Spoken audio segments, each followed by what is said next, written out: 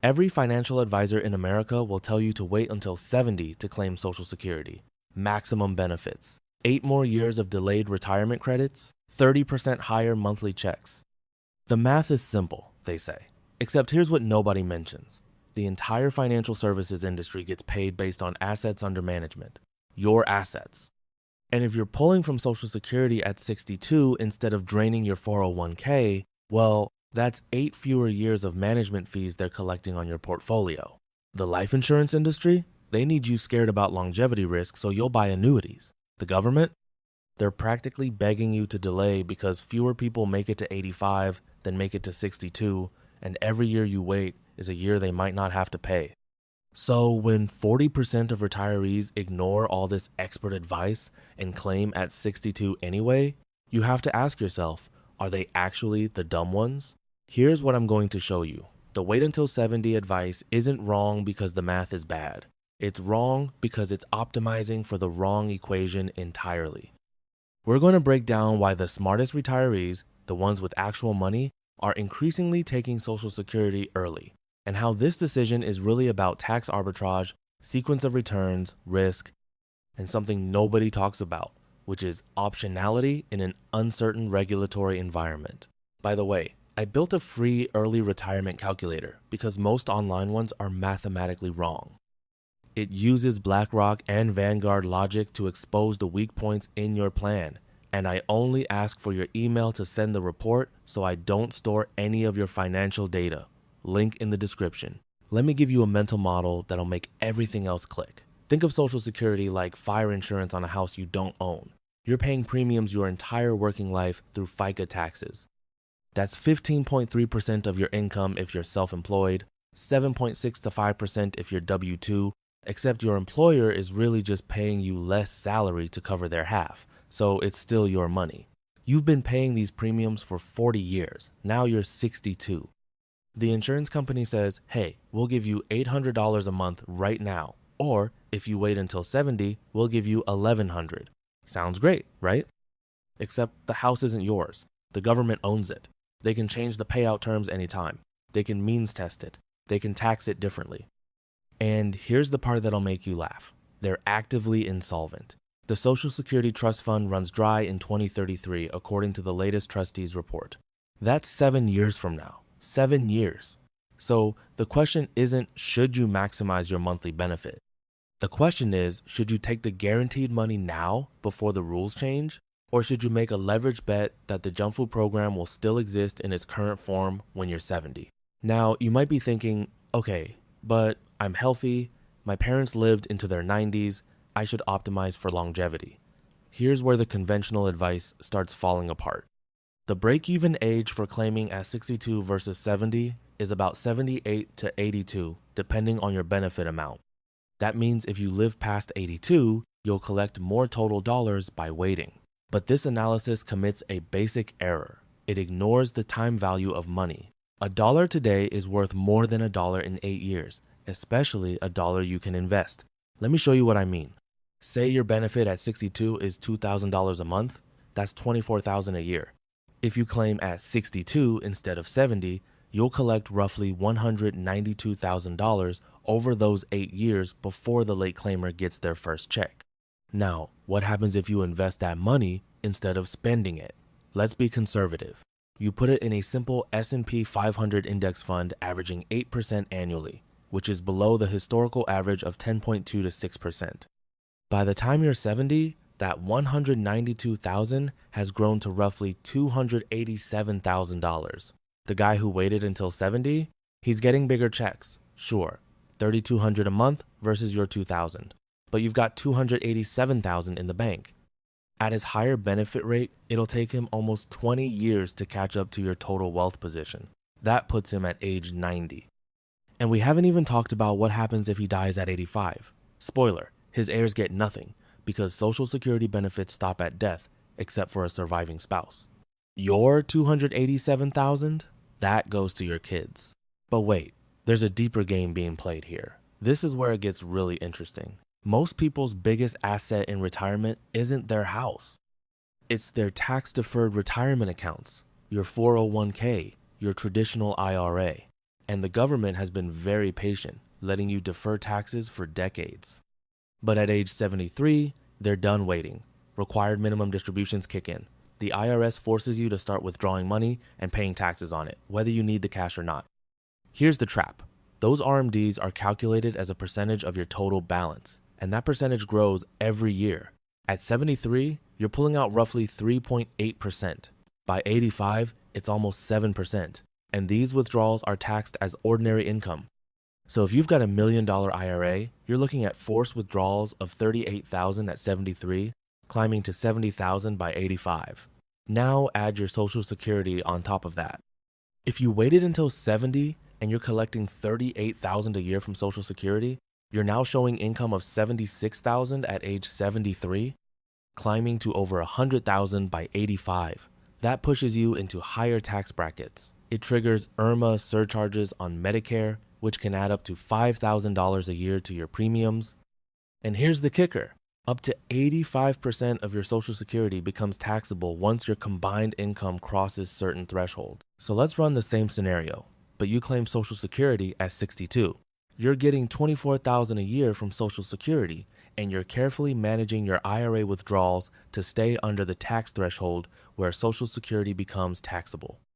You're converting chunks of your traditional IRA to a Roth IRA every year, paying tax at the 12% bracket instead of the 22 or 24% bracket you'd hit later.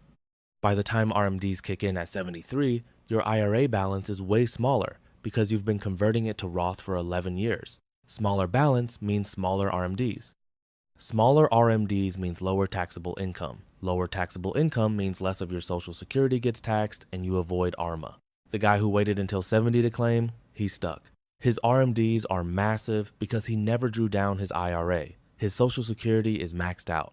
He's paying 24% federal tax plus state tax on money he doesn't even need, and Medicare is surcharging him $5,000 a year. Over a 20-year retirement, the total tax difference can easily be $200,000 or more. That's not retirement planning. That's a wealth transfer to the Treasury. Let me tell you about a guy I know. We'll call him Jim. Jim ran a manufacturing business for 30 years. Sold it in 2021 for $4.2 million after tax. Good outcome. He's sitting on about $2 million in his rollover IRA from the business retirement plan, another $500,000 in a taxable brokerage account, owns his house free and clear, and he's 62. His financial advisor, a guy at a big wirehouse firm, tells him the standard line: wait until 70 to claim Social Security. Your benefit jumps from $2,800 a month to $4,100 a month. You're in great health. It's a no-brainer. Jim's smart enough to ask, okay, but what do I live on for the next 8 years? Advisor says, we'll set up a systematic withdrawal from your IRA, 4% a year, $80,000 annually, plenty to live on. Here's what the advisor didn't mention. $80,000 a year in IRA withdrawals for 8 years is $640,000, plus the growth Jim's missing out on by depleting the account. By the time Jim hits 70, his IRA is down to around $1.2 million, and now RMDs are about to start. He claims Social Security at $4,100 a month, that's $49,000 a year, and his first RMD at 73 is about $45,000. He's showing $94,000 in taxable income. He's in the 22% federal bracket. 85% of his Social Security is taxable. IRMA adds $338 a month to his Medicare premium. And his advisor is still collecting 1% annually on his remaining IRA balance, which is now steadily shrinking due to RMDs and withdrawals. Here's what Jim should have done. Claim Social Security at 62. $2,800 a month, $33,000 a year. Live on that, plus maybe $30,000 from his taxable brokerage account, not his IRA. Total income, $63,000. He's in the 12% bracket. Only about 40% of his Social Security is taxable, no IRMAA. And here's the move. He takes another $50,000 from his IRA and converts it to Roth every year. He pays 12% tax on the conversion, roughly $6,000, but now that $50,000 grows tax-free forever. He does this for 10 years. By 72, he's converted $500,000 to Roth, paid about $60,000 in total taxes at the lowest bracket, and his traditional IRA is down to $1.5 million. His RMDs at 73 are 35% smaller than in the first scenario. He's managing his tax bracket. He's avoiding IRMA.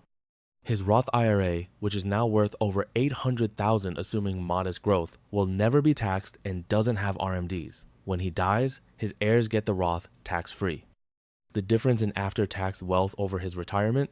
Conservatively, $700,000, maybe more. Nobody talks about this because the incentives are completely misaligned. The financial advisor makes more money managing a bigger IRA for longer. The government wants you to delay claiming so they can save money on benefits. The media repeats the same wait until 70 advice because it's simple and it sounds smart.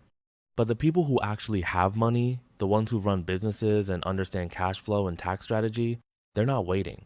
They're taking the money at 62 and playing a completely different game. There's another angle here that's borderline conspiracy, but it's not. It's just math and incentives. Social Security is a pay-as-you-go system. Current workers fund current retirees. The trust fund is just an accounting fiction. It's all treasury bonds, which means it's money the government owes itself. When the trust fund runs out in 2033, benefits get automatically cut by roughly 23% unless Congress acts. Now, do you think Congress is going to cut benefits for people already collecting? Or are they going to means test future benefits and raise the retirement age for people who haven't claimed yet? If you're 62 right now and you wait until 70, you're giving Congress 8 years to change the rules on you. Maybe they decide anyone with more than $500,000 in retirement assets gets reduced benefits. Maybe they raise the full retirement age to 72. Maybe they increase the taxation threshold so 90% of your benefit is taxable instead of 85. You have no control over any of this.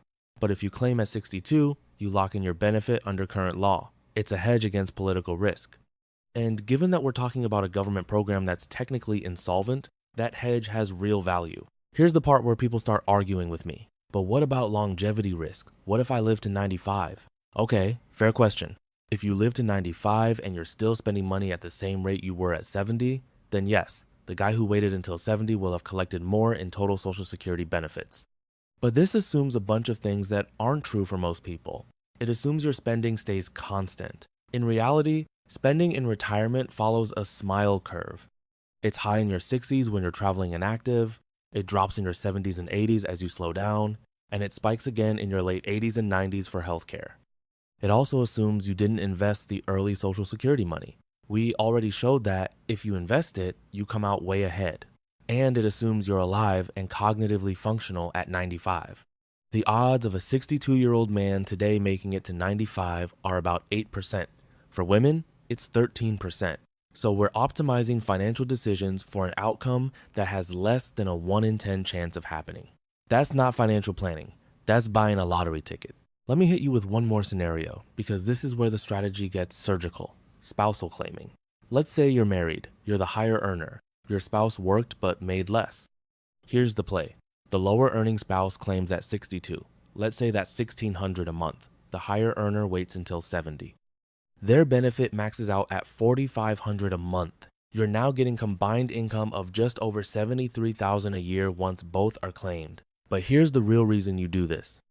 When the first spouse dies, the survivor gets the higher of the two benefits, not both. So if the high earner dies first, the surviving spouse steps up from $1,600 to $4,500. If the low earner dies first, the surviving spouse keeps their $4,500 and loses the $1,600. Either way, you've been collecting the smaller benefit for 8+ years and you've preserved the maximum survivor benefit. This strategy alone can add $150,000 in total lifetime benefits compared to both spouses waiting until 70. And again, you're getting money in your 60s when you can actually use it to travel, help your kids, enjoy your life. Instead of waiting till you're 70 and maybe your knees are shot and you're not flying to Europe anymore, now you're asking yourself, if this is such a good strategy, why isn't everyone doing it? 3 reasons.